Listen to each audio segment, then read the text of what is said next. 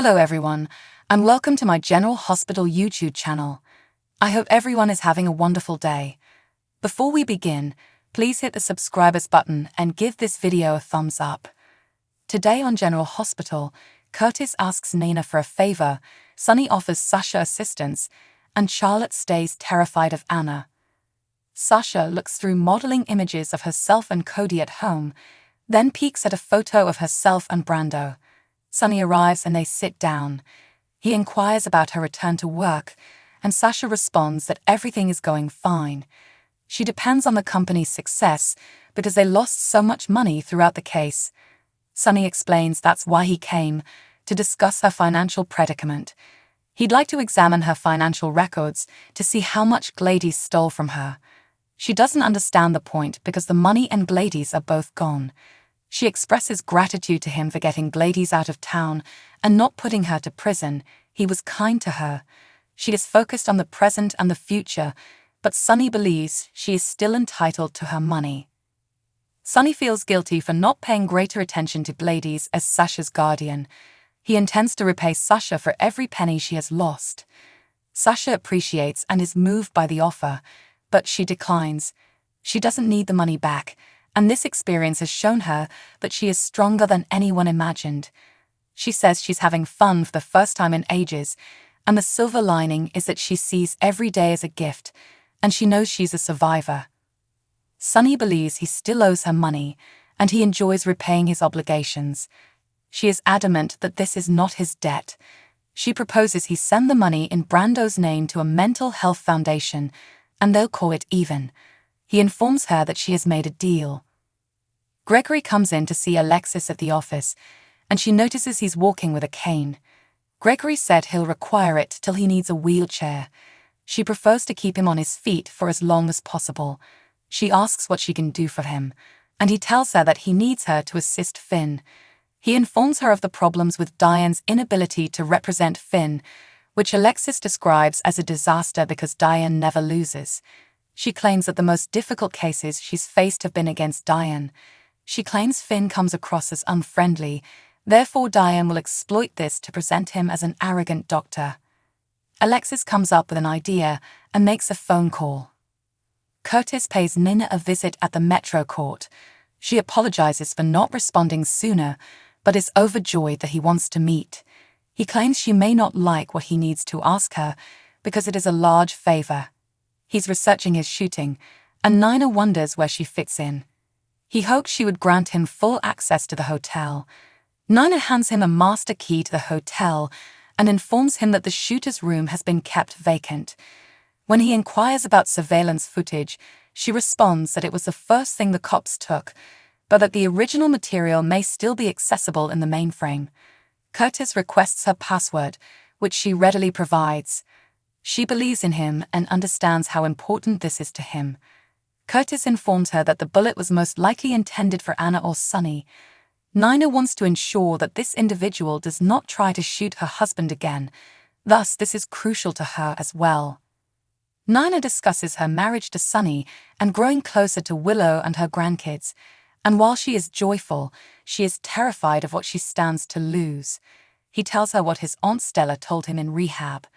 Stop focusing on what you don't have and start focusing on what you do have. Nina said she does not want anyone to take her family away from her. Curtis can tell they're no longer talking about Sunny. Nina claims it's nothing more than a little friction between herself and Michael.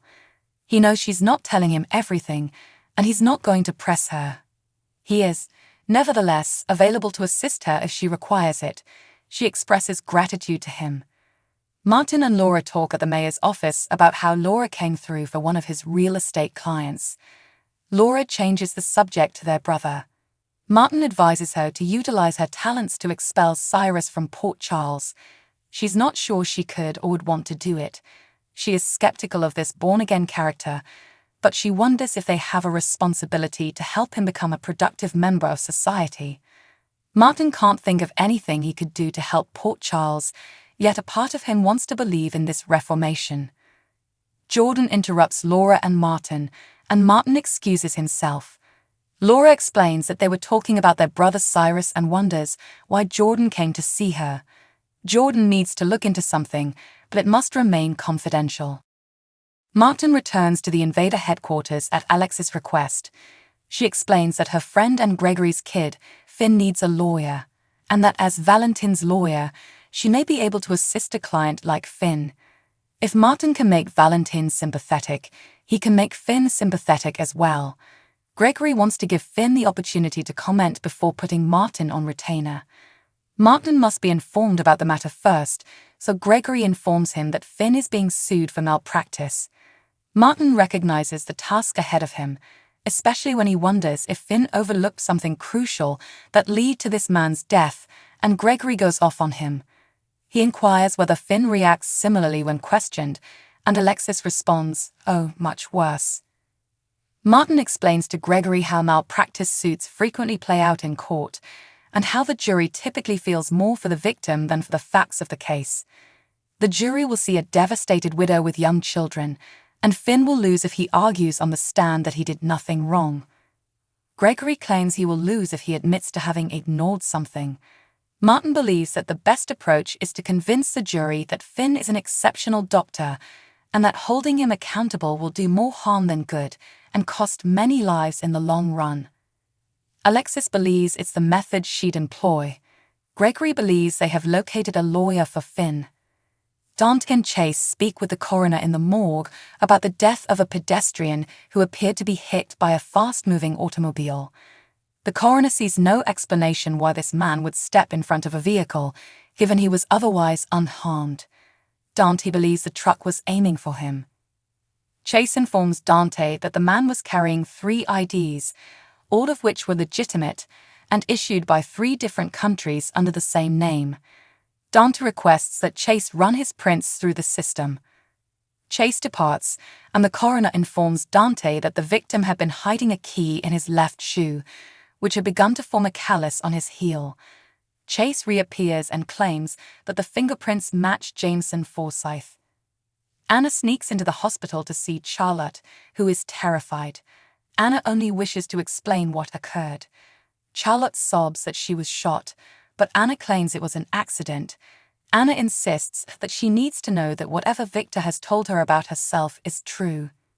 Valentin appears in the hall, and he and Liz hear Charlotte screaming for help. They rush in to see Anna with Charlotte in the room.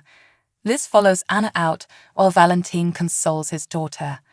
Liz informs Anna that she was told she wasn't permitted in Charlotte's room, but Anna was merely trying to persuade her that she didn't mean to hurt her. Liz claims she just did, and that walking in there was the incorrect decision. Valentin walks away and asks Liz to stay with Charlotte. Valentin asks Anna what she thought she was doing as she walks away. She explains that she was correcting the harm he and his father had caused.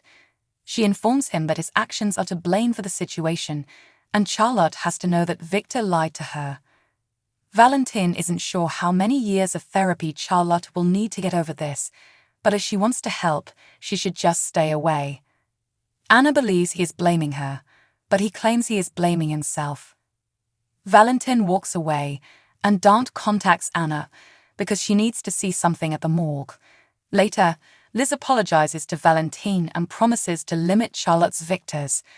He walks in to see Charlotte, who is crying because Anna intends to kill her. He assures Charlotte that she is not in danger from Anna, but she disagrees. Dante informs Anna that a man was run down at high speed as she arrives at the morgue. Anna inquires as to what this has to do with her. Dante claims that he may be a WSB agent because he has 3 legitimate IDs from 3 different nations. He asks if she might be able to identify him. Anna glances at the body and immediately recognizes who it belongs to. She recognizes him as Jameson Forsyth, and he was a member of the WSB. She hasn't seen him in 30 years, and he's the person she had criminal evidence against when Charlotte was shot. Anna believes he broke into her flat to destroy the papers, but who killed him and where is the evidence now? On the next episode of General Hospital, Thanksgiving arrives in Port Charles. Molly, TJ, Alexis, Jordan, Sam, and Christina raise their glasses. When Sasha arrives at the Quartermains, Leo introduces her as Cody's girlfriend. Robert pays a visit to Anna to help her get out of her funk. Laura informs Valentine that they must intervene immediately. "How could you even think that of me?" Charlotte exclaims. Lois informs Olivia that the surprise has come. BLQ approaches Chase and asks if he wants her to leave. Thanks for watching. If you like this video, so please don't forget to subscribe to my channel and don't miss any updates.